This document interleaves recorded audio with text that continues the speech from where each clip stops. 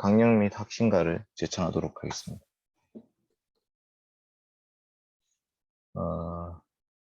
네. 우리 지방 부위원장이신 우리 수아님께서 한번 강령을 해줄까요? 잠시만요. 혹시 화면 공유해야 되나요? 있어, 파일. 아니요. 일단 해봅시다. 네.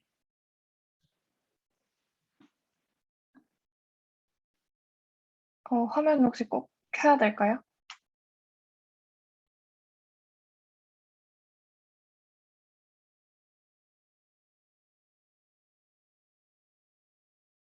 화면을 켤 수 있으신 분들은 화면을 켜주시면 감사하겠습니다.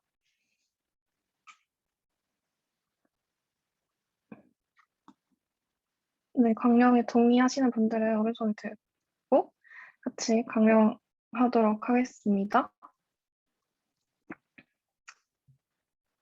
잠시만요. 네, SFC 강령. 우리는 전통적 웨스트민스터 신앙고백서 및 대소교리 문답을 우리의 신조로 한다. 우리는 계획주의 신앙과 생활을 확립하여 세상의 빛과 소금이 됨을 우리의 목적으로 한다. 우리의 사명은 다음과 같다. 계획주의 신앙의 대한교회 건설과 국가와 학원의 복음화, 계획주의 신앙의 세계교회 건설과 세계의 복음화. 우리의 생활 원리는 다음과 같다. 하나님 중심, 성경 중심, 교회 중심. 바로. 네. 이제 학생과 제청하실 텐데 혹시 학생과 화면 공유해 주실 분 있으신가요? 제가 그게 없어가지고. 제가 할까요? 네. 혹시 화면 공유 풀어주신가요? 네.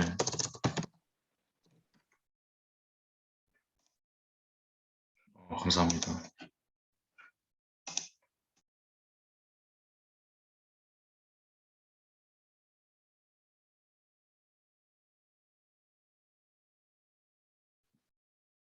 음성을 틀어야 할 것 같은데 제게 소리 공유가 안 돼가지고.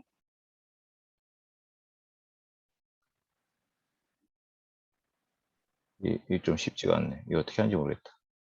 일단 제가 학신가를 PPT로 넘길게요. 그 음소간 상태에서 그 각자 알아서 부르도록 하겠습니다.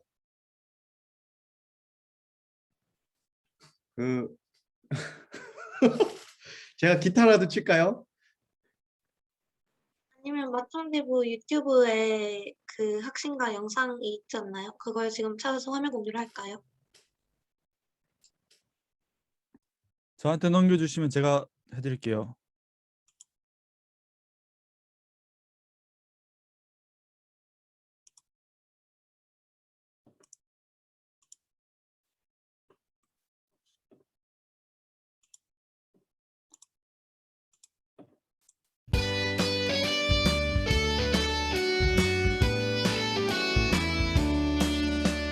보아라 벌러지는 주님의 큰 깃발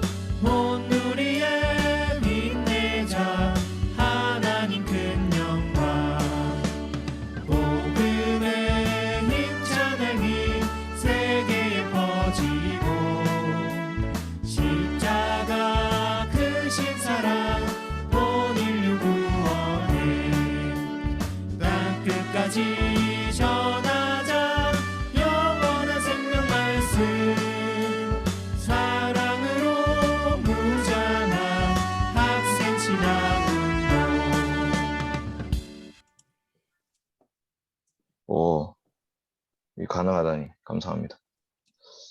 그 서회시를 3개를 엽시다. 예. 그래서 서성욱 간사님하고 다 열려있네.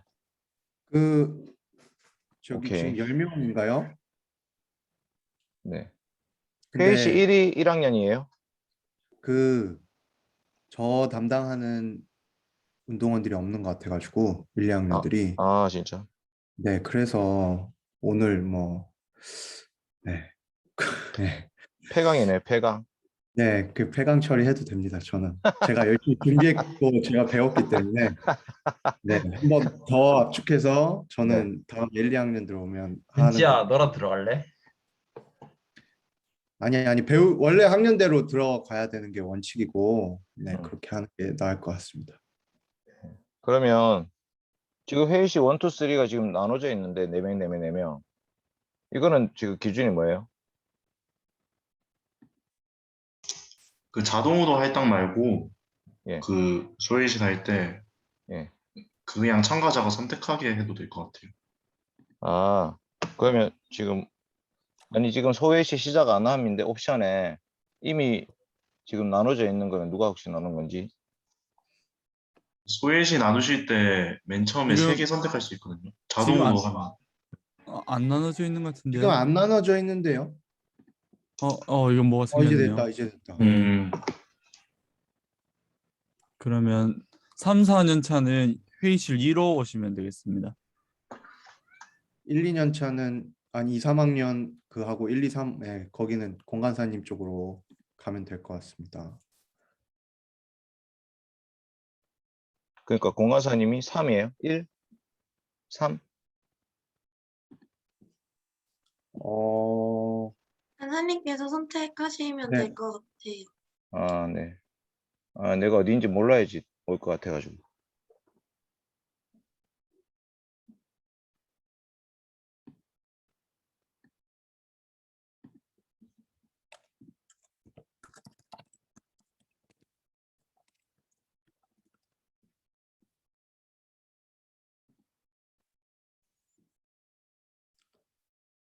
강의 잘 드세요, 여러분. 열심히 준비할 주유창 테니까. 간사님도 근데 오픈해놓으면 가지 않을까? 아니 그렇게 하지 말고 그냥 예, 저는 좀 제가 열심히 준비했는데 좀 같이 좀 많이 좀 해서 하고 싶은데 좀 그게 좀 아쉬워서 차라리 예. 영석이, 하진이, 예지, 정연이, 구영이, 윤지, 수아, 다혜, 한수. 와, 진짜 어린애들이 아무도 없네. 네. 그 출결을 어떻게 좀 한번 확인해야겠다.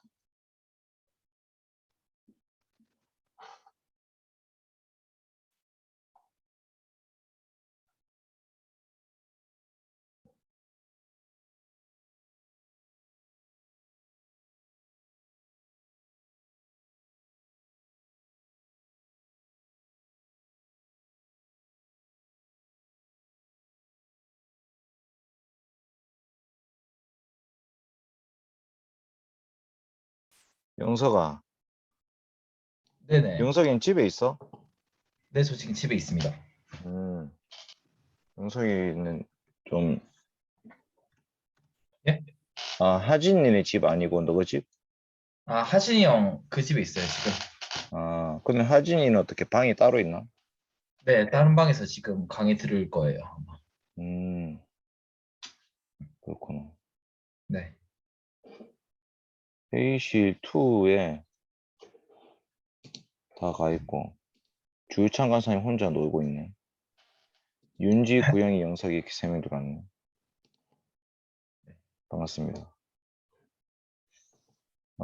일단은 제가 기도하고 시작하도록 하겠습니다. 하나님 감사합니다. 오늘도 저희들을 SLA라는 프로그램으로 모아주셔서 감사합니다. SFC 안에 리더로 부름받았습니다. 하나님께서 부족한 정도를 통해서 SFC를 섬기고 또 SFC를 이끌어가게 하시니 참으로 감사합니다. 하나님, 그런데 저희들이 아는 게 없습니다.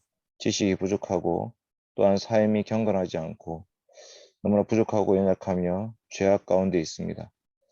하나님 아버지 부족한 종들을 하나님 아버지 새롭게 하여 주시옵소서.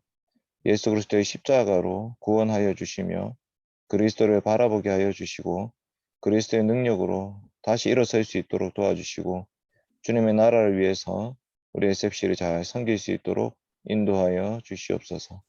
오늘도 기독교 강요 내용을 통해서 더 주님의 뜻을 밝히 깨닫게 하여 주시옵소서. 감사드리며 예수님의 이름으로 기도드립니다. 아멘. 반갑습니다. 오늘 내용은 칼빈의 기독교 강요입니다. 칼빈의 기독교 강요. 이 내용이 좀 쉽진 않지만 한 번쯤은 이제 좀 짚고 넘어가면 좋겠다. 한 번쯤은 좀 배우면 좋겠다. 이런 생각이 있어서 그 칼빈의 기독교 강요를 다 개설을 했어요. 물론 여러분들이 이제 배우기에 좀 쉽지 않겠다 이런 생각이 들지만 그래도 제가 아는 만큼이라도 좀 제가 최대한 여러분에게 맞게 좀 강의해 보도록 그렇게 하겠습니다. 아마 기독교 강요를 읽으신 분은 없으실 거예요, 아마. 예. 다 그렇죠. 구영 씨 혹시 기독교 강요 읽어봤습니까? 구영 읽어봤어? 오, 충격. 오, 역시 토요일 저녁 8시에 대결입니다 공부하는 집안이네요. 오, 충격인데 진짜. 용석이는 혹시 읽어봤어요? 그 요약본 조금 읽었습니다. 오, 네. 어떤 버전 요약본? 그 김태희 목사님 쓰신 그 책 있잖아요.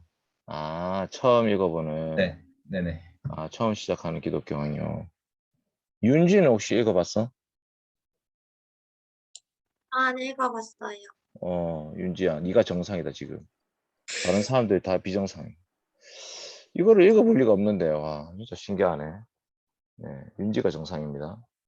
자, 그래서 오늘은 어쨌든 기독교 강요를 한번 읽어봅시다. 읽어보고 우리가 이 기독교 강요에 대해서 이제 책을 읽는 게 제일 좋아요.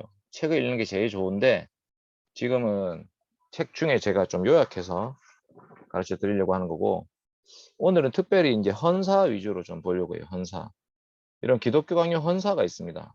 헌사가 뭐냐면 칼빈이 기독교 강요를 썼을 때 어떤 상황이었냐면 프랑스 왕 프랑수아 1세라는 그 왕이 침실이 있는데 침실에 누가 쳐들어와서 벽보를 붙여놨어요. 그 벽보를 보고 이 왕이 깜짝 놀라가지고 도대체 이 글을 쓴 사람이 누구냐 해서 막 찾으러 돌아다녔는데 그렇게 해서 이제 찾아다녔던 사람 중에 한 명이 칼빈이었습니다.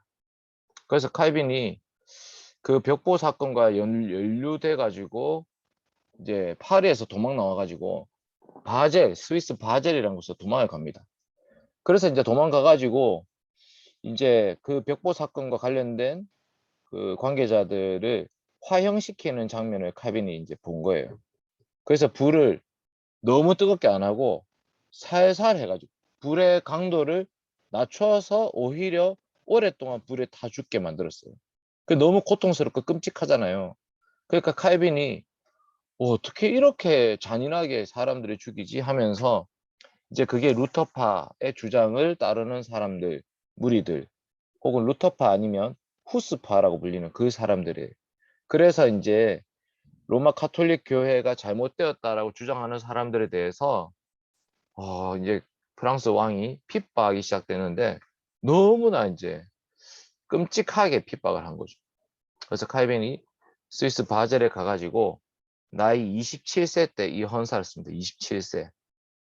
27세 때 이 헌사를 썼는데 문제는 이 칼빈의 기독교 강요라는 것이 개정 중보가 돼요. 총 8번, 9번 정도 계속 중보해서 발표가 되는데 최종판이 1559년, 그러니까 칼빈이 55세 때 쓴 게 최종판이에요.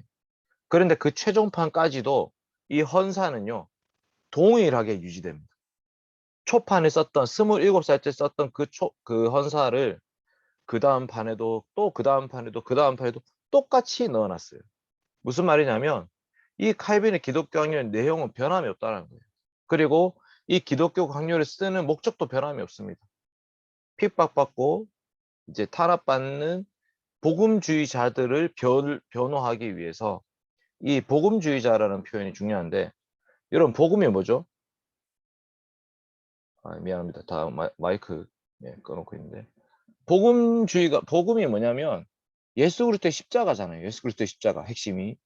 근데 예수 그리스도의 십자가가 아니라 교황의 가르침, 전통적인 교황의 가르침을 따라서 살아가는 로마 가톨릭 교도들을 향해서 당신들은 지금 성경을 따르지 않습니다.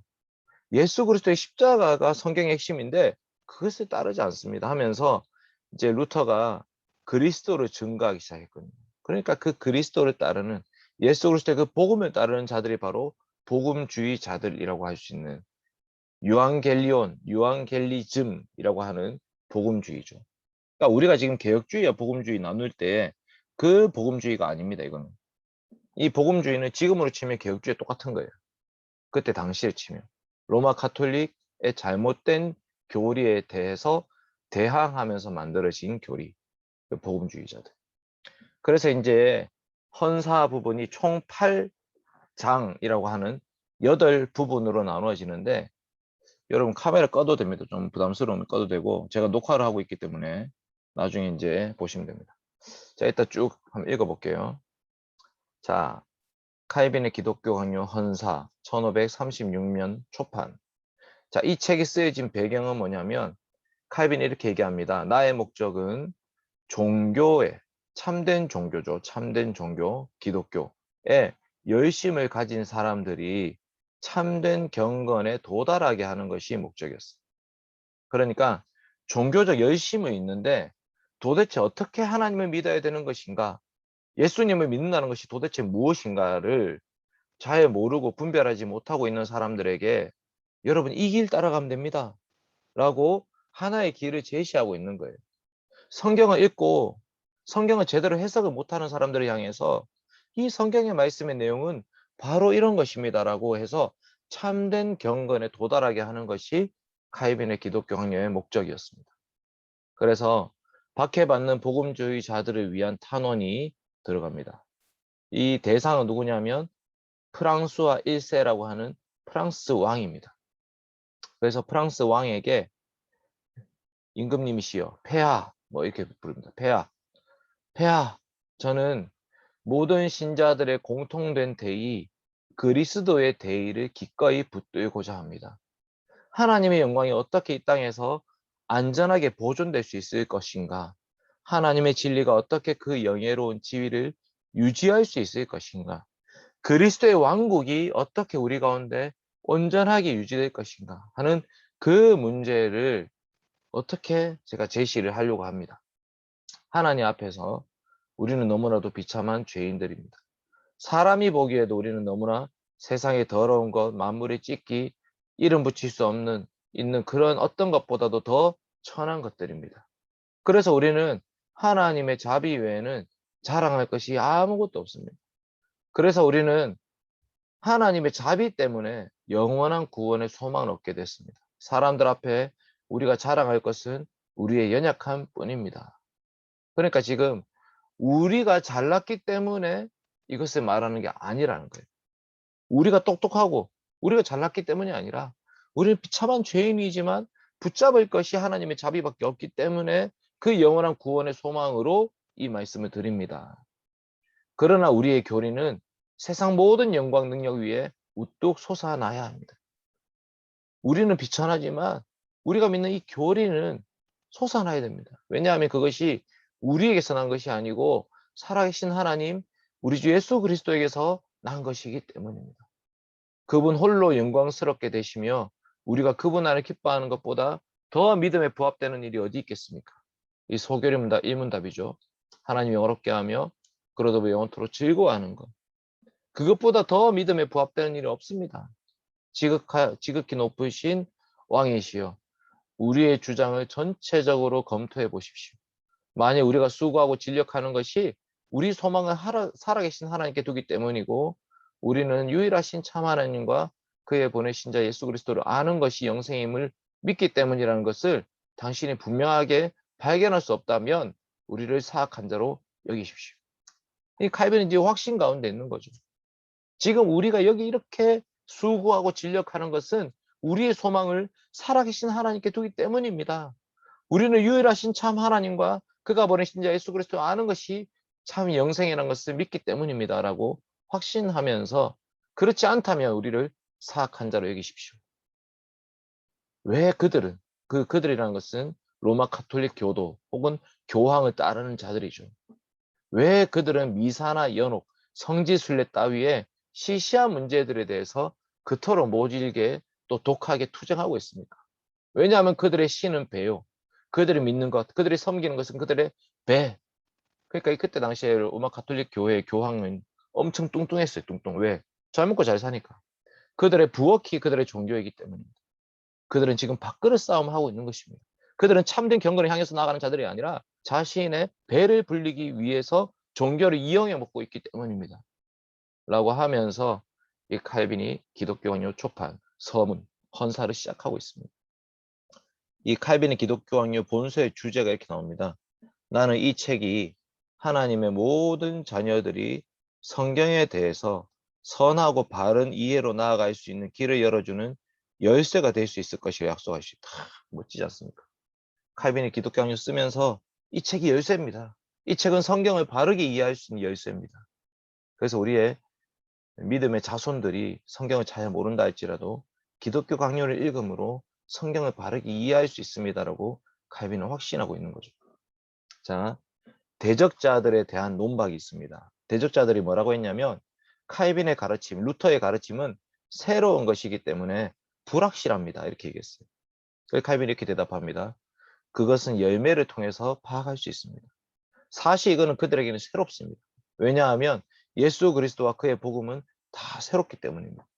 이게 이제 약간 돌려까기 하는 거죠. 예. 그들은 예수 그리스도를 만난 적이 없기 때문에 그들에게는 새롭습니다.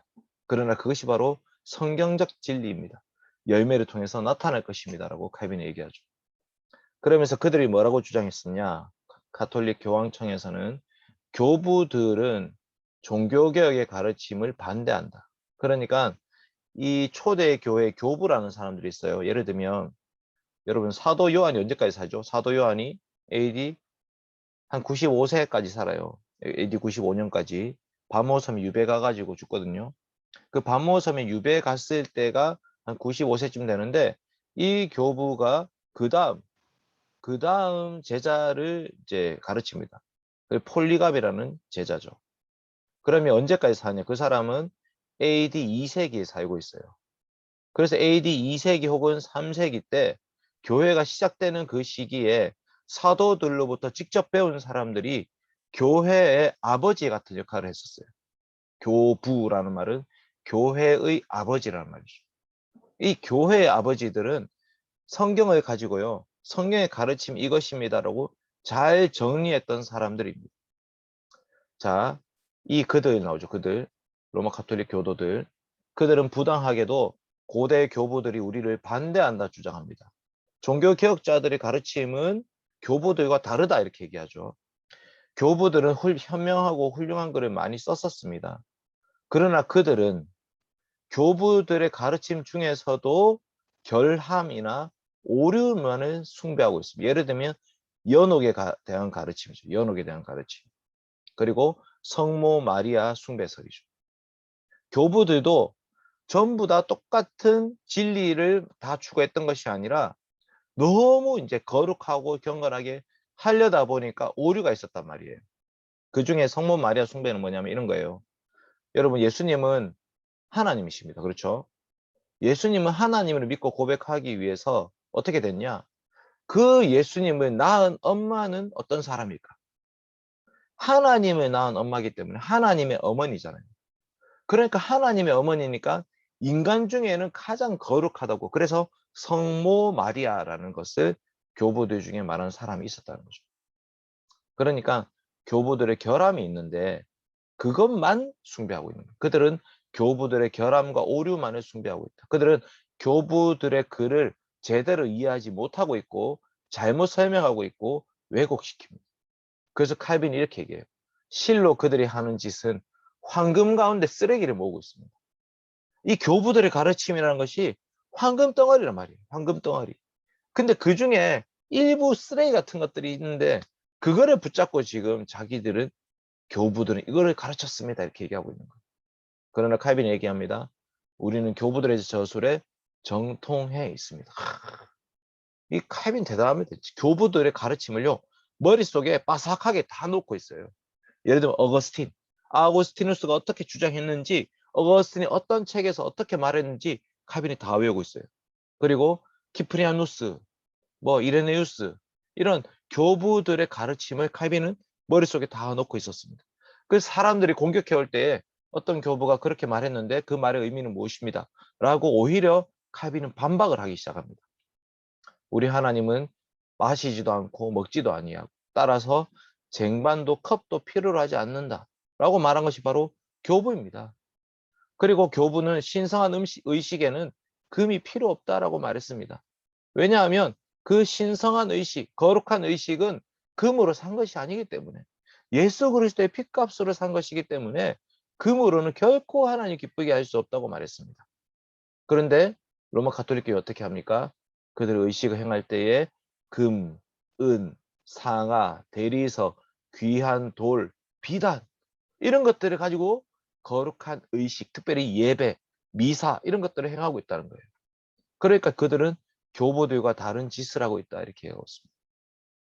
그리고 교보들 중에 이렇게 말하는 사람이 있습니다. 나는 그리스도인입니다. 그래서 다른 사람이 고기를 안 먹을 때 저는 자유롭게 고기를 먹습니다. 왜냐하면 하나님께서 우리에게 먹을 것을 주셨기 때문입니다. 그러니까 우리가 자유롭게 모든 것을 먹거나 마시는 것이 우리를 거룩하게 만드는 것이 아니라 감사함으로 먹으면 버릴 것이 없다고 얘기하는 사람이 교부였다. 그러니 로마 가톨릭 교도들이 말하듯이 사순절, 예수 그리스도의 부활 이전의 40일을 지키기 위해서 그때 금식하면서 고기를 못 먹게 했던 사람들, 그때 고기를 맛본 사람을 저주하는 이 로마 가톨릭 교도들은 교부와는 다른 길을 가고 있는 것입니다. 여러분 사순절에 고기 먹어도 됩니다. 알죠? 사순절에 소세지 먹어가지고 종교개혁을 일으킨 사람이 있습니다. 누구죠? 츠빙글리죠. 츠빙글리.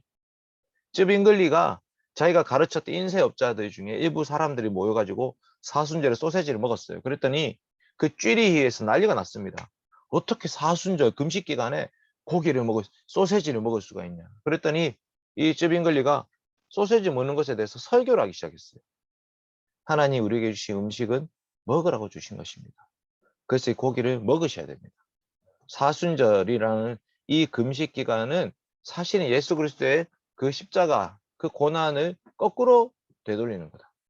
예수님 우리 때문에 고난 받았는데 우리가 예수님 때문에 고난 받아야 된다고 말하는 사람들이죠. 오히려 그리스도의 십자가의 죽음을 헛되이 하는 사람들이다라고 말합니다. 교회 예배당에 새긴 형상들이 있었는데요. 그 새긴 형상을 보는 것이 끔찍하다고 말하는 것도 교부였다. 그런데 로마 가톨릭 교회는 어떻게 했냐? 예배당 안에 형상이 없는 구석은 단 한 군데도 없이 온 예배당 안을 다 형상으로 꽉꽉꽉꽉 채워놨죠. 창문에는 스테인드 글라스 다 막 성화라고 해서 그려놓고요. 그러니까 예배당 안에 휘황찬란합니다. 여러분 종교개혁지 가보면 압니다. 정말 이 성당 안에 정말 모든 것이 형상입니다. 그리고 장례를 치르고 나면 편히 쉬게 해줘야 된다고 말한 것도 교보였는데 이 로마 가톨릭 교도들은 죽은 자를 위해서 계속 염려하도록 부추기죠. 죽은 자들이 과연 천국 갔을까? 연옥에 있을까? 연옥에 있는 사람들 천국 가려면 어떻게 해야 될까? 그 성인들의 공로를 사야 된다. 그러니까 면죄부를 사면 너희들이 돈이 짤랑하고 그 면죄부 통에 들어가면 그러면 연옥에 있던 당신의 조상들의 그 영혼이 훅 하고 천국 올라간다. 이러면서 돈을 모으고 있단 말이에요. 교부들의 가르침과 다른 길을 가고 있다. 예수 그리스도의 진짜 몸이 성찬 빵, 성찬 포도주 안에 있는 것은 아니라고 말한 것도 교부였습니다. 예수님의 진짜 몸은 어디 있습니까? 하늘에 계신 하나님 보좌 우편에 앉아 계시죠. 그러니까 빵과 포도주에 예수님이 진짜 살과 피가 임하는 것은 아닙니다. 라고 교부들이 가르쳤는데 로마 가톨릭 교회는 화채설을 가르쳤죠.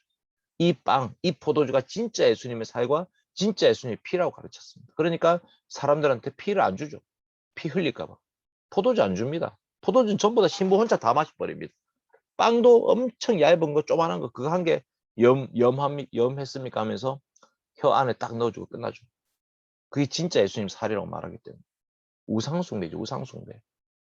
많이 애매한 문제를 판단할 때에 분명하고 명백한 증거 없이 이 편 저편 드는 것이 경거망동이다라고 단정했던 분도 교부였습니다. 그런데 로마 가톨릭 교도들은 어떻게 합니까?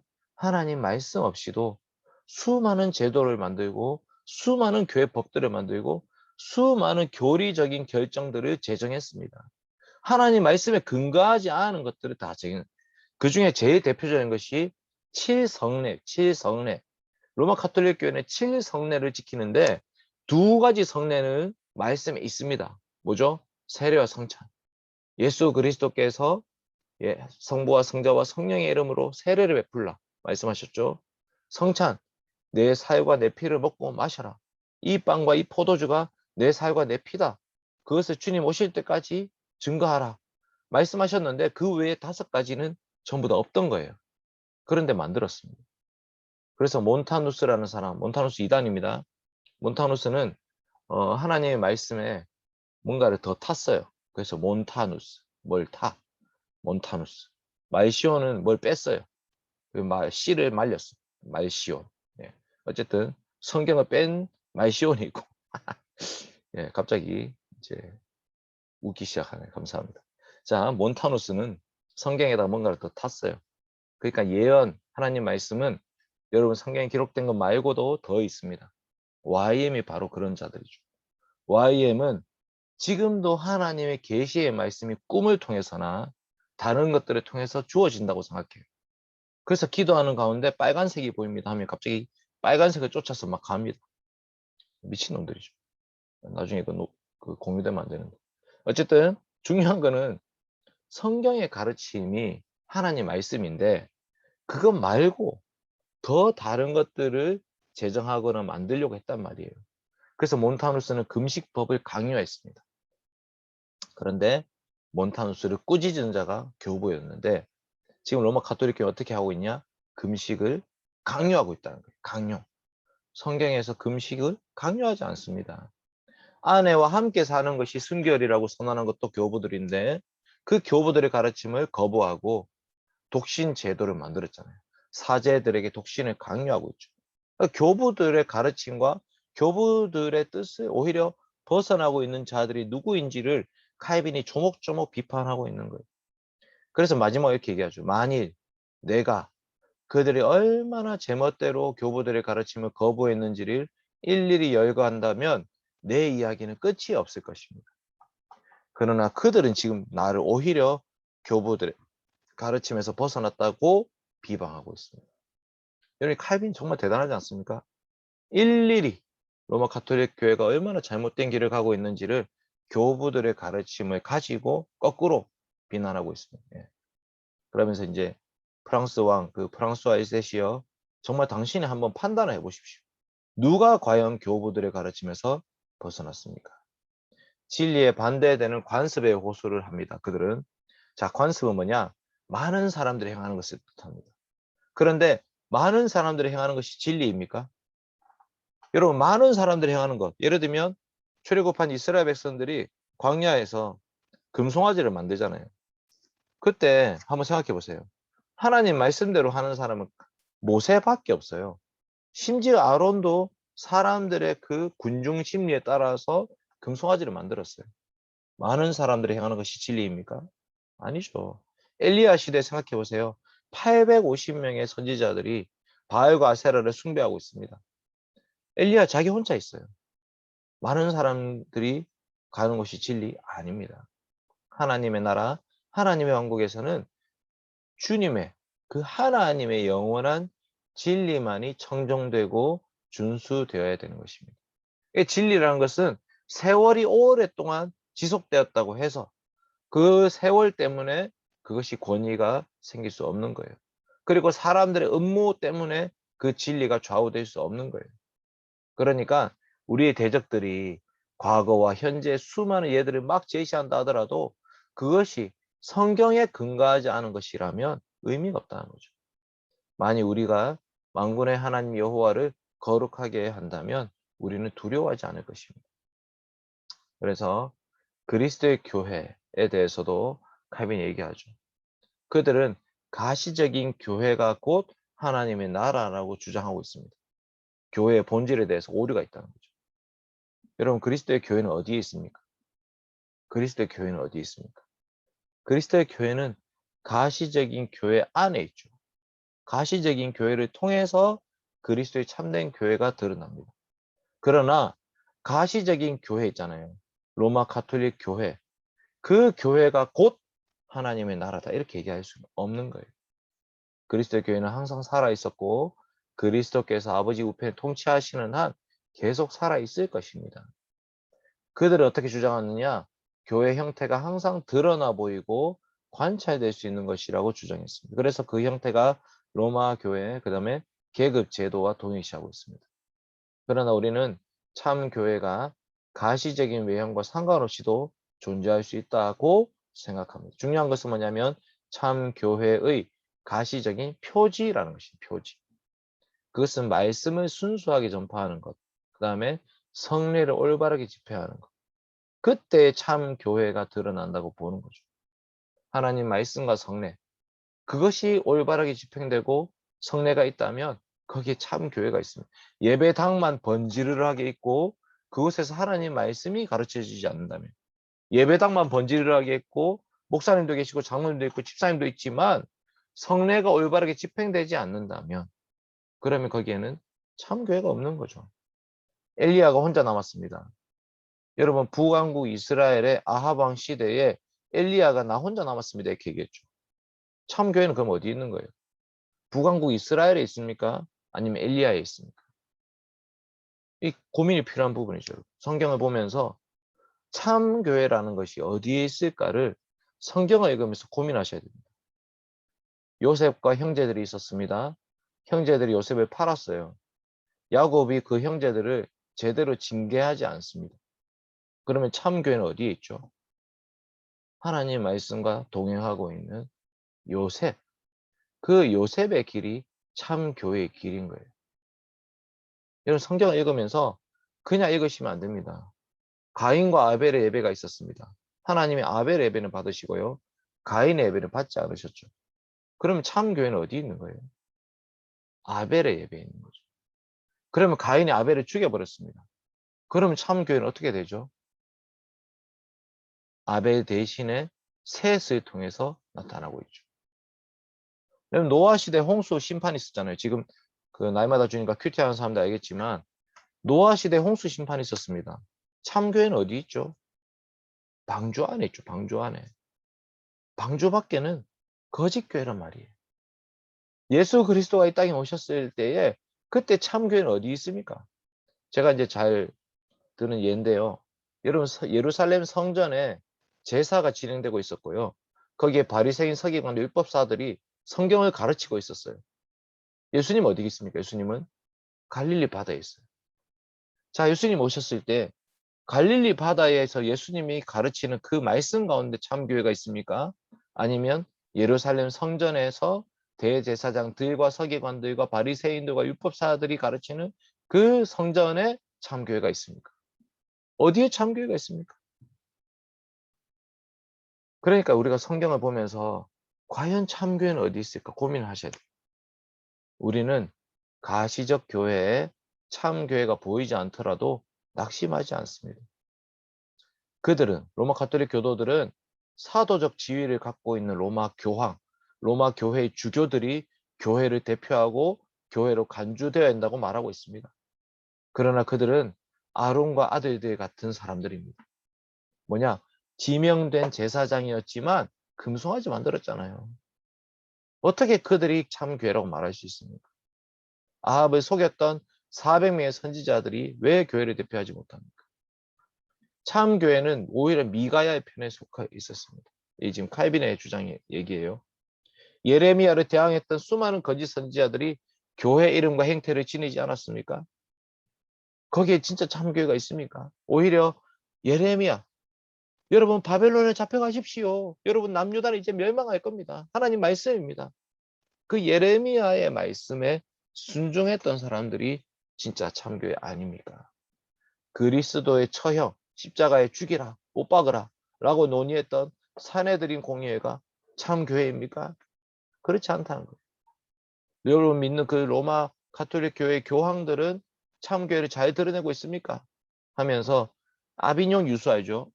카노사의 굴욕과 아비뇽 유수가 있었는데 그 아비뇽 유수가 뭐냐면 로마 가톨릭 그 교회 교황은 로마에 있어야 돼요. 로마.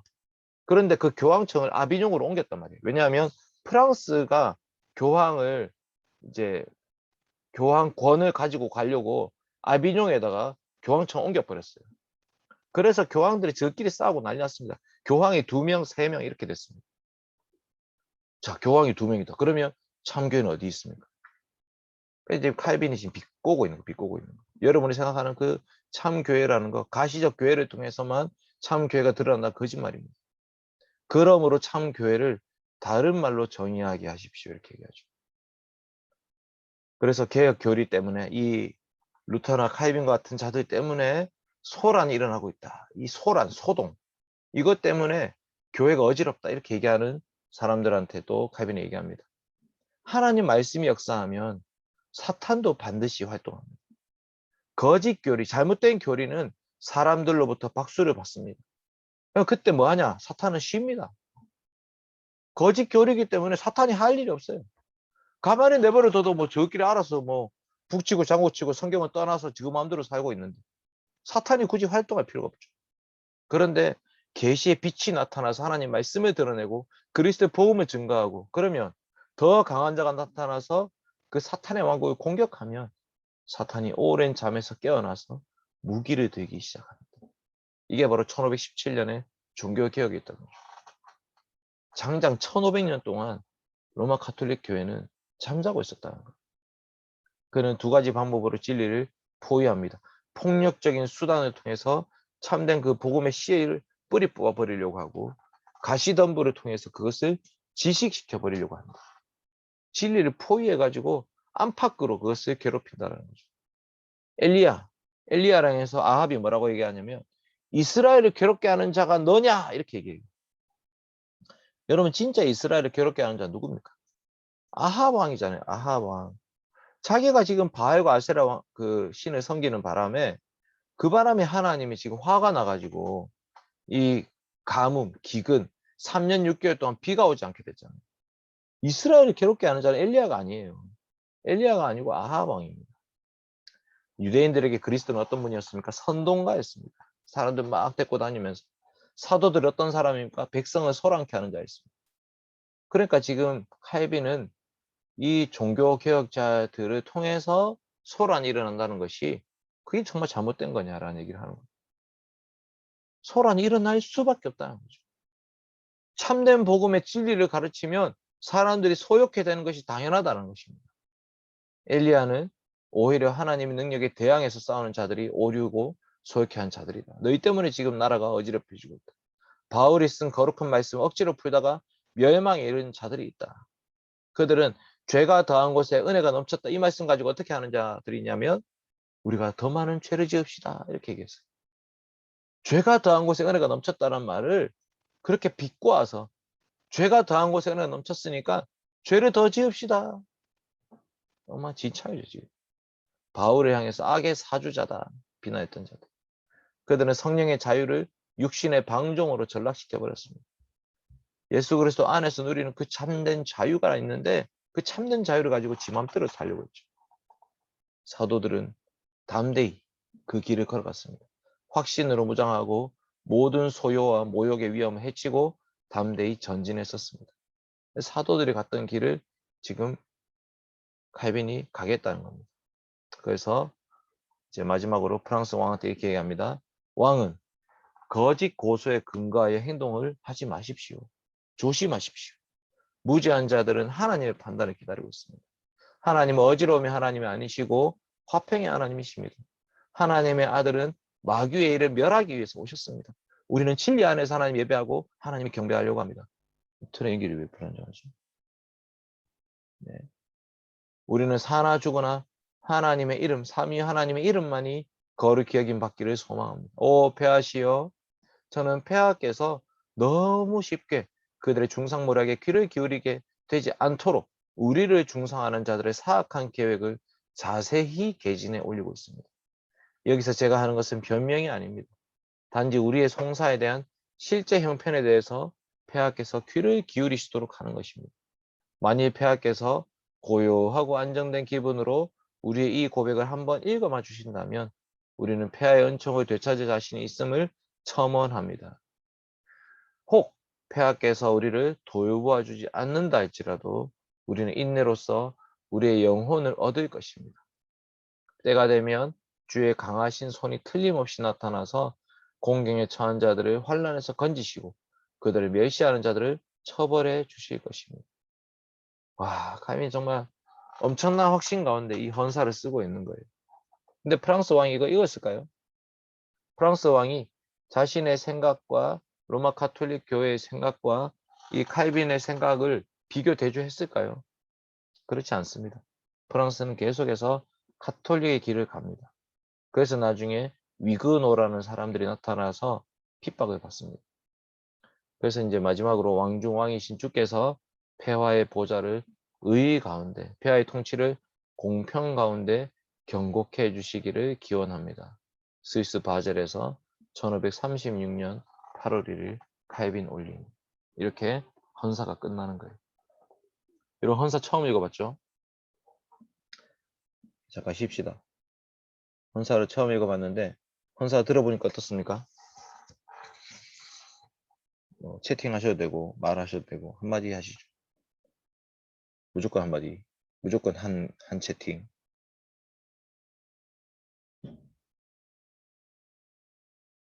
뭐야? 과제 때문에. 알겠습니다. 박구영 씨. 영서가 헌사 읽어봤는데 어때? 진- 끊겼습니다. 제게 끊겼나? 영석이 끊겼나? 아, 윤지. 카이빈이 어떤 마음으로 기독교를 썼는지 알게 돼서 좋았던 것 같습니다. 그러니까 그 마음만 알면 돼요, 사실. 기독교의 내용은 나중에 공부하시면 됩니다. 그 나중에 신학교 가셔가지고 카이빈이 기독교학년 숙제로 줄 겁니다. 영서가 네 말 못 들었다. 아, 성경으로 그 로마 카톨릭을 완전 두드려 팬 것 같아가지고. 그렇지. 근데 아까 그게 너무 인상적이었어. 그 애매한 것들이 있는데 그 뭐지? 진리가 확실하지 않은데 그걸 가지고 경고망동한다는 그 말이 약간 좀 인상 깊었어. 네, 그러니까 모르는 거 그렇습니다. 모른다고 말해야 되죠. 모르는 거 모르는 거. 아, 카이빈이 엄청난 결의가 느껴졌어요. 예전에 도입본보다 어려웠는데 뭔가 이번에는 좀 다시 읽어보면 조금은 더 이해하지 않을까. 예, 맞아요. 그러니까 저도 이제 카이빈의 기독교학년을 언제 읽기 시작했냐면 신대원에 갔더니 매 학기 잘라서 숙제로 나왔어요. 매 학기. 어, 그러니까 이제 6학기인데 그 6학기 동안 칼빈의 기독교는 3권이거든요. 그러면 한 학기에 반 권씩 읽어야 돼요. 근데 그때 읽었는데 혼자서 읽어서 이해가 안 되더라고요. 그래서 스터디를 시작했어요. 교의학회라는 그 학회를 만들어서 매주 금요일 저녁, 목요일 저녁 5시에 모여가지고 읽었는데 사실 그때도 이해가 안 되더라고요. 그때 이정교라는 형님이랑 같이 읽기 시작했는데 이정교 형님이 너무 잘난 척을 해가지고 좀 짜증나가지고 중간에 저 그만뒀어요. 그 이정교 형님이 자기가 혼자 다 아는 것처럼 막 얘기해가지고 그래가지고 이제 같이 교육학회에 있다가 저는 탈퇴했어요. 탈퇴 학회를. 도대체 이정교 형님 자기 혼자 다 안다고 얘기하고 막 이래가지고 약간 짜증나가지고 탈퇴했더니 나중에 그 이정규가 엄청 유명한 사람한테 있더라고. 그래가지고 이제 막 강사 부르고 막 그때 미안하다 하고 막 약간 그렇게 이제 화해 모드로 지금 3번이나 경동이 지금 주광사 부르고 이랬죠. 어쨌든 이제 이정규 형님을 통해서도 기독교 학렬을 그때 조금 배웠었어요. 네. 소현이나 정현이는 중간에 들어왔는데 인사 한번 할까요? 얼굴도 한번 보여주시고. 안녕하십니까. 안녕. 집에 가고 있어가지고 괜찮다, 정현아. 네, 못 킬 것 같습니다. 그래, 죄송합니다. 정현아. 축구하면 해야지. 반가워. 네? 아, 네. 정현이 축구하면 해야지. 소현이도 한번 인사하시죠. 제가 오늘부터 대면 수업을 해가지고, 부산에 갔구나. 네, 갔다가 방금 집에 왔어요. 진짜. 부산은 좀 어땠어? 따뜻했어? 포항보다는 따뜻한 것 같아요. 따뜻하지. 포항보다 따뜻하고. 그 학교 캠퍼스를 드디어 밟았네. 네, 부경대 그 예쁜 캠퍼스를 드디어 밟았네. 가을에 낙엽도 예쁘게 돼 있을 건데. 네. 축하한다, 소연아. 2년 만에 드디어 학교를 갔구나. 감사합니다. 윤지는 어디야? 윤지는 집이야? 아니면 뭐 학사야? 뭐 어디 교회야? 어디? 학사에 있어요. 학사. 학사 언니들이 뭐라 안 해? 수업 이렇게 한다고? 지금 언니들 뭐 다 가가지고, 다 본가 가가지고 아. 없습니다. 좋네, 좋네. 그럼 금요일마다 언니들 좀 내보내고 우리가 학사 SLA 모임 합시다. 좋네요. 구영이는 지금 뭐 초딩? 그냥 배경이구나. 알겠습니다. 뒤에 뭐 구름이 있고 뭐 근두운 타고 다니는 손오공 그림이 있어가지고. 예, 8시. 오케이. 알고 있어요. 8시에 포항. 3분 남았습니다. 알겠습니다. 그럼 빨리 3분 동안 칼빈의 기독교 학렬을 다시 달려보겠습니다. 자, 그래서 이제 헌사를 마쳤고요. 여러분, 헌사를 아는 것은 이제 의도와 목적을 다 아는 거예요. 의도와 목적. 왜 칼빈이 이걸 썼는지. 그 이제 실제로 이제 교리적인 부분에 딱 들어갑니다. 어떻게 들어가냐면, 제1권은요, 창조주 하나님 아는 지식이죠. 자, 이 제목만 들어도 알겠죠, 여러분? 제1권은 창조주 하나님 아는 지식. 그럼 2권은 뭘까, 2권? 이거는 구속주 예수 그리스도 아는 지식이에요. 3권은 뭘까요? 3권은 성령 하나님을 아는 지식이죠. 그러니까 창조주 하나님, 구속주 예수 그리스도, 성령 하나님을 아는 지식이 1, 2, 3. 성부, 성자, 성령이죠. 4권은 뭘까요? 성부, 성자, 성령을 안다면 이제 우리는 교회를 어떻게 세워야 돼요? 4권은 교회에 대한 책입니다. 칼빈의 기독교요 이 구조는요. 사도신경 구조와 똑같아요. 나는 전능하신 하나님 아버지 천지의 창조주를 믿습니다. 나는 그 외아들 우리 주 예수 그리스도를 믿습니다. 나는 성령을 믿습니다. 나는 교회를 믿습니다. 사도신경의 구조와 똑같은 구조가 칼빈의 기독교 강요입니다. 자, 제1권 창조주 하나님 아는 지식에서 무엇을 가르치고 있느냐? 이 하나님을 아는 지식에 있어서 하나님을 아는 지식과 우리를 아는 지식이 서로 연결되어 있다고 말하고 있습니다. 왜요? 왜 그렇죠? 하나님께서 이 세상 모든 만물을 다 만드셨는데 그 중에 사람만큼은 특별하게 만드셨죠. 특별히 어떤 표현을 쓰면서 만드셨습니다. 그게 뭐냐면 하나님의 형상이라는 거죠. 하나님의 형상, 하나님의 모양대로 하나님이 사람을 창조하셨습니다. 그러니까 이 사람의 본질을 알고 싶으면 하나님 알아야 되죠. 그 하나님이 사람에게 반영되어 있기 때문에 하나님을 아는 것이 곧 우리를 아는 것입니다. 반대로 얘기하면 우리가 하나님의 형상이란 말이에요. 그러니까 우리를 아는 것이 바로 하나님을 아는 것입니다. 그래서 하나님을 안다는 것이 사람의 마음속에 본성적으로 심겨져 있습니다. 여러분 이 종교심 있잖아요. 종교심. 신에 대한 의지하는 마음. 모든 사람의 마음속에 본성적으로 심겨져 있습니다. 그런데 그 마음이 올바르게 하나님의 예배와 경배하는 것이 아니고 사람들은 무지하기 때문에 또는 악의적으로 하나님 아는 지식이 짓눌려져 있거나 더럽혀져 있다는 거예요. 그러니까 수많은 다른 종교들을 만들게 되는 거예요. 하늘을 섬기는 사람들이 있고, 바다를 섬기는 사람들이 있고, 땅을 섬기는 사람들이 있고, 해와 달과 별을 섬기는 사람이 있고, 그러니까 수많은 우상들을 만들어서 우리는 그 하나님 아는 지식을 반대로 이상하게 사용하고 있는 거죠. 그게 로마서 1장에 나와 있는 일반 계시에 대한 말씀입니다. 여러분 로마서 2장, 1장, 2장에 보면 일반 계시에 대한 말씀이 나오는데요. 한번 제가 찾아볼게요. 이거 너무나 중요해요. 이 일반 계시에 대한 말씀이 칼빈이 하나님 아는 지식이 모든 사람의 마음속에 숨겨져 있다 이렇게 말하고 있습니다. 자, 한번 봅시다. 박구현 씨 이제 집에 갔네요. 알겠습니다. 반갑습니다. 자, 이렇게 돼 있어요. 하나님 알만한 것이 그들의 속에 보였다. 하나님의 일을 그들에게 보이셨다 이렇게 말하고 있죠. 그러니까 하나님께서 하나님을 아는 지식을 사람들에게 주셨다라는 거예요. 그런데 그 사람들이 무엇을 하느냐? 하나님을 알지만 참 하나님을 경배하지 않는다. 하나님께 감사하지 않고 오히려 무엇을 섬기느냐? 썩어지지 않는 하나님의 영광을 썩어질 사람과 새와 짐승과 기어다니는 동물 모양의 우상으로 바꾸어 버렸다. 그들은 오히려 피조물을 조물주보다도 더 경배하고 섬기고 있다. 그러니까 하나님이 그들을 그 마음대로 내버려 두셨다. 이게 바로 일반 계시예요. 그래서 하나님이 그들을 심판하는 근거로 사용하는 것이 바로 일반 계시입니다. 여러분 일반 계시라고 해서 좋게만 보일 게 아니에요. 계시는 하나님을 보여주는 건데 일반 계시는 오히려 하나님으로부터 정죄받을 근거를 마련해 주는 거죠.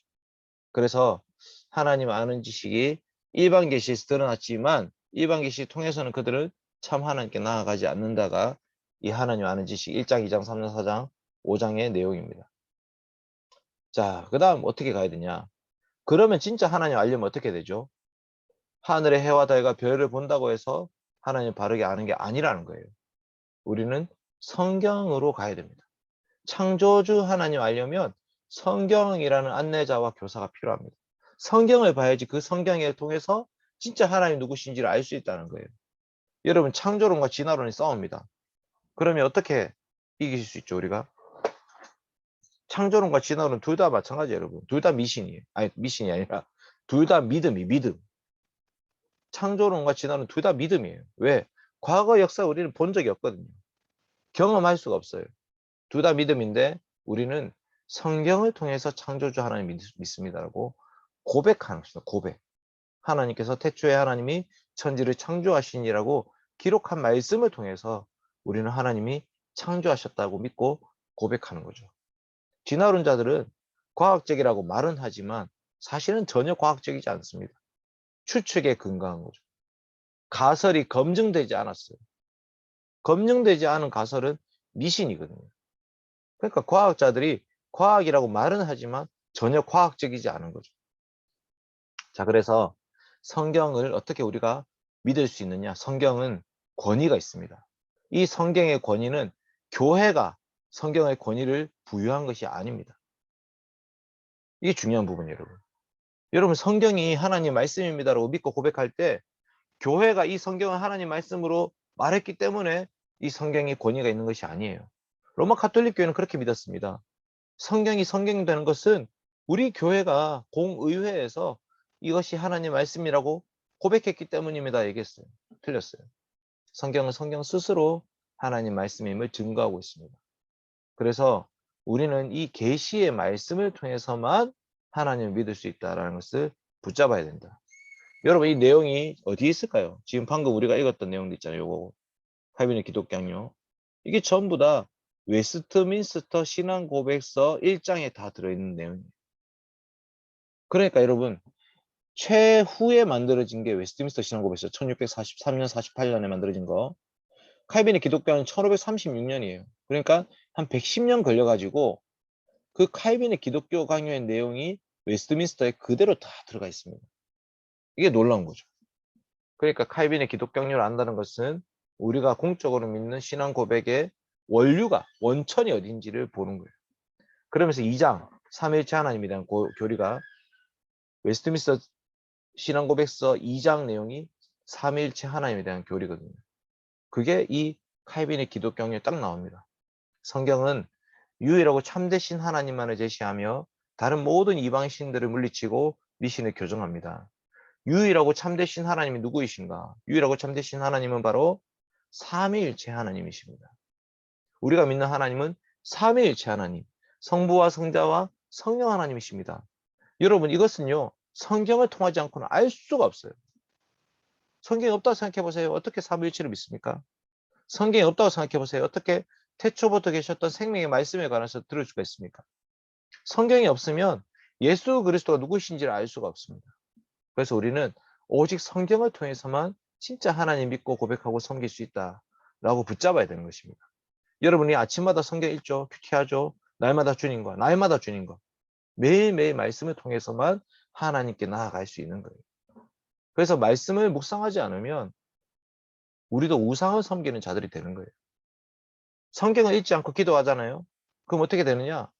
하나님의 계시의 말씀과 상관없이 내 욕심을 따라서 기도하게 되어 있습니다. 하나님 시험 잘 치게 해주세요. 하나님 이번 시험 붙게 해주세요. 하나님 저 오빠가 나를 사랑하게 해주세요. 다 가짜죠, 가짜. 그런 이방 우상을 믿는 자들도 할 수 있는 기도예요. 성경적인 기도가 아닙니다. 고3들이 수능 치기 전에 기도하면서. 여러분, 고3 수능 기도회 어떻게 생각하세요? 고3 수능 기도회. 불교 수능 기도회랑 기독교 수능 기도회가 다릅니까? 똑같습니까? 그러니까 우리가 삼위일체 하나님 믿습니다라고 고백한다면 그런 미신적인 행위를 할 수가 없는 거예요. 오직 성경, 그 말씀에 계시된 대로만 우리는 하나님을 믿어야 됩니다. 그 하나님 하시는 일은 뭐냐면 창조의 창조. 하나님은 우리를 창조하셨다. 하나님은 천지 만물을 창조하셨다. 그리고 이 천지 만물의 청지기로 하나님은 우리 인간들을 두셨다.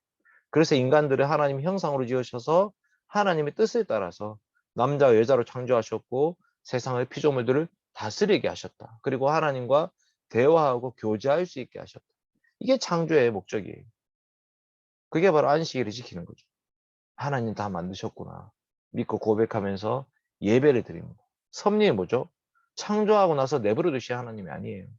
계속해서 하나님은 이 땅 가운데 그 하나님의 뜻과 목적이 이루어질 수 있도록 도우시고 역사하시는 분입니다.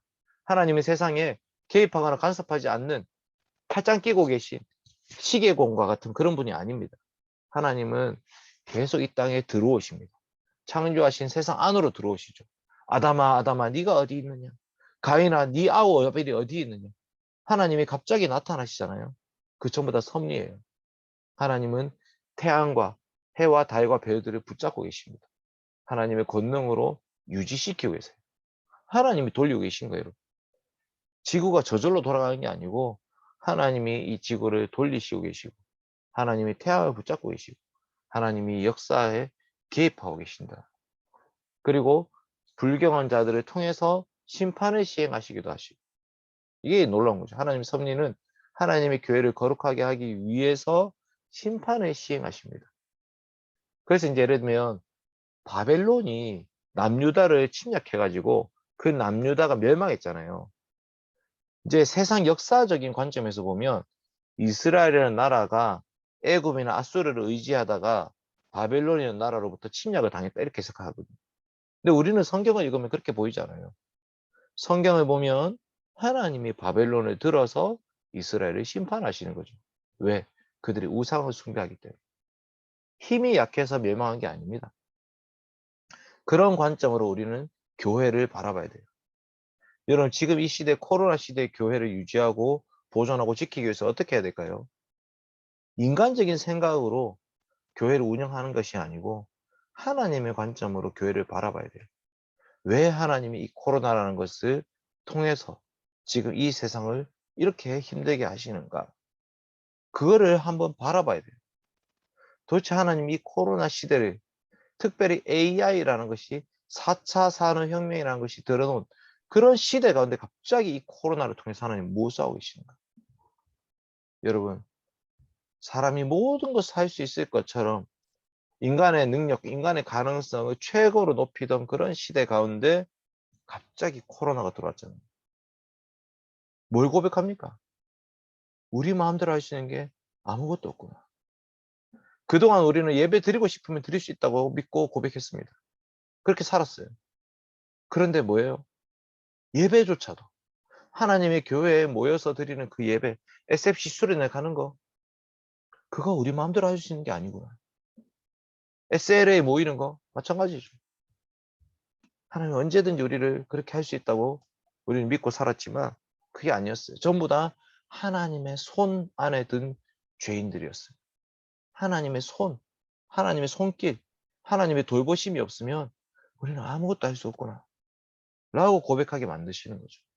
우리의 나약함을 보게 만드시는 것입니다. 자, 2권으로 넘어갑니다. 예수 그리스도에 대한 지식이에요. 예수 그리스도에 대한 지식이 뭐냐면 율법 아래에서 조상들에게 나타나셨던 지식이에요. 율법 아래 조상들에게 나타나셨다. 여러분, 이 표현이 어디 나오냐면 히브리서 1장 1절에 나오는 표현입니다. 옛적에 선지자들을 통해서 말씀하셨던 하나님입니다. 그런데 예수 그리스도 복음 안에서 우리에게 나타나셨습니다. 이게 바로 그리스도 아는 지식입니다. 여러분, 신약에 믿는 하나님과 구약에 믿는 하나님 다릅니까? 신약의 구원 방식과 구약의 구원 방식이 다를까요? 아닙니다. 구약 시대에는 율법이라는 것을 통해서 예수 그리스도를 믿게 하셨고, 신약 시대는 복음을 통해서 예수 그리스도를 믿게 하신 거예요. 자, 우리의 죄와 비참함 봅시다. 아담의 타락과 반역으로 온 인류가 다 저주를 받았고 부패했습니다. 원죄가 생겼죠. 그래서 그 원죄 때문에 모든 사람은 다 죽음의 상태에 놓이게 되었습니다. 자유의지가 있죠. 자유의지. 우리 마음대로 할 수 있습니다. 그런데 그 자유의지를 가지고 의와 선을 행하는 사람 아무도 없습니다. 전부 다 그 자유의지를 가지고 죄의 종로를 타는 자들이 되어버렸어요. 그러니까 이 사람의 부패한 상태에서 나오는 것은 다 저주받을 것밖에 없습니다. 하나님의 진노의 자녀들이 되어버렸어요. 그래서 하나님께서는 그 자유의지를 통해서 하나님께 나아오도록 원래 만드셨는데 그 사람들은 그 자유의지를 가지고 오히려 하나님을 대적하는 자리에 나아갔습니다. 그래서 이 인간들은 하나님을 바라볼 수밖에 없어요. 하나님 그러면 도와주십시오. 제 의지로 제 스스로 구원의 길을 찾아갈 수가 없습니다. 제 밖에 있는 어떤 분이 오셔야 됩니다. 라고 고백하는 거죠. 그래서 타락한 인간은 마땅히 그리스도 안에서 구속을 구해야 되는 거예요. 내 밖에 계신 구원자가 나타나야 한단 말이에요. 창세기 3장 15절 여자의 우선에 오시면 너희들이 구원을 받을 것이다. 뱀의 우선에 머리를 밟을 것이다. 이렇게 말씀하시죠. 자, 구약시대에 율법이 주어졌습니다. 구약시대에 율법이 주어진 것은 그 구약 백성들을 율법에 가두기 위한 것이 아니에요, 여러분. 율법을 읽고 묵상할 때마다 우리는 정말 깝깝하다. 하나님 이렇게 디테일하고 세세하게 613개의 계명을 다 주셨단 말인가? 라고 하나님을 이상하게 오해할 수 있습니다. 그게 아니에요. 여러분, 살인하지 말라, 간음하지 말라, 도둑질하지 말라 전부 다 누구에 대한 말씀입니까? 살인하지 말라는 것은 생명을 귀하게 여기라는 거죠. 여러분, 참 생명은 누구한테 있습니까? 우리 주 예수 그리스도께 있습니다. 여러분, 간음하지 말라는 것은 거룩하신 하나님의 백성으로서 거룩하게 살아라는 말이에요. 여러분, 참 거룩이라는 것이 누구 안에 있습니까? 성령 안에서 의와 거룩과 화평이라. 예수 그리스도 안에 참 의와 참 거룩함이 있기 때문에. 무슨 말이냐? 율법을 읽고 묵상할 때마다 우리는 이 율법을 성취하기 위해서 오실 예수 그리스도를 바라봐야 된다는 거예요. 그거를 갈라디아서는 뭐라고 하냐면 초등교사라고. 초등교사. 구약시대 율법을 지킴을 통해서 우리는 그리스도를 바라볼 수밖에 없다. 왜냐하면 우리는 율법을 지킬 수가 없기 때문에. 율법을 완전히 지키신 예수 그리스도를 소망할 수밖에 없다 하면서 그 율법 해설해 줍니다. 쉽게 말하면 도덕법 해설을 하죠. 복음과 그리스도 뭐냐면 이제 신약 시대에 구약의 율법이 아니라 신약 시대에 예수 그리스도의 십자가의 죽음과 부활, 그 복음 안에서 하나님의 아들 예수 그리스도의 구원이 나타났단 말이에요. 그래서 이제 칼빈의 기독교 학료는 신약과 구약의 유사점이 뭐냐? 둘 다 예수 그리스도를 믿음으로 구원받는 것이 똑같다. 차이점은 뭐냐? 구약 시대에는 다양한 방식으로 그 그리스도를 바라보게 하셨다. 율법도 있고 할례도 있고 정결법도 있고 그런 방식으로 구약 시대에 있었던 많은 제도들, 성전, 성막, 성전 기구들 전부 다 예수 그리스도를 바라보게 만들었던 예표와 모형이었단 말이에요. 상징이었다. 신약 시대는 뭐냐면 실체가 오셨어요. 그게 바로 예수 그리스도의 죽음과 부활을 통한 구원입니다. 그래서 세례 요한이 구약 시대로 보면 가장 큰 자죠. 왜냐하면 예수님 만났기 때문에. 그런데 신약 시대를 보면 가장 작은 자예요. 예수님의 죽음과 부활을 보지 못했기 때문에. 세례 요한이 여자에게서 난 자 중에 가장 큰 자지만 하나님 나라에서는 가장 작은 자란 말이에요. 예수 그리스도의 죽음과 부활을 통해서 구원이 완성됐기 때문에 그런 거예요. 중보자 예수 그리스도가 이 땅에 오셔서 무엇을 하시는가? 특별히 참 하나님이시면서 참 인간이시다. 이 중보자의 두 본성이 한 위격을 이루고 있다. 예수 그리스도라는 한 위격 안에 하나님의 신성과 사람의 인성이 동시에 존재하고 있는 거예요. 그래서 성부, 성자, 성령 하나님 우리가 믿지만 이 성자 예수 그리스도 누구이신가에 대해서 우리는 좀 고민할 필요가 있습니다. 특별히 예수, 그 다음에 그리스도라는 표현은 기름 부음 받은 자, 메시아, 선지자, 왕, 제사장이죠. 그래서 여러분 구약 시대에 선지자나 왕이나 제사장이 나타났을 때 우리는 그 선지자나 왕과 제사장을 어떻게 생각해야 되냐면 예수 그리스도께서 이루실 직분을 지금 세 개로 쪼개가지고 보여주고 계신다고 봐야 돼요. 다윗이 왕이잖아요. 그러면 참 왕이신 예수님이 오셔서 어떤 왕이 되실 것인가를 보게 되는 거죠. 엘리야가 선지자잖아요. 그러면 이 엘리야 선지자를 통해서 참 선지자이신 예수님이 오시면 무엇을 하실까? 아론이 제사장입니다. 그럼 이 제사장을 통해서 참 대제사장 예수 그리스도의 제사장직을 보아야 된다는 거죠. 이게 바로 구약을 읽는 방식이에요. 그래서 예수님이 이 땅에 우리의 구원을 위해서 이 세 가지의 모든 직분들을 다 성취하셨고요. 특별히 낮아지심과 높아지심을 통해서 그 구원을 이루셨습니다. 죽으심과 부활 승천이죠. 그래서 그리스도께서 자신의 공로로 우리의 구원을 이루셨다라고 우리는 믿고 고백합니다. 3권과 4권은 오늘 못할 것 같았고 정리를 안 했는데 생각보다 오늘 빨리 끝났네요. 다음에 혹시 기회가 되면 배웁시다.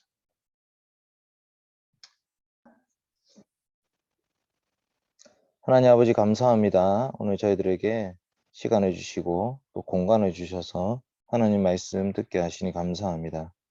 칼빈이 기독교 강요를 쓰면서 어떤 마음이었는지 헌사를 통해서 살펴보았습니다.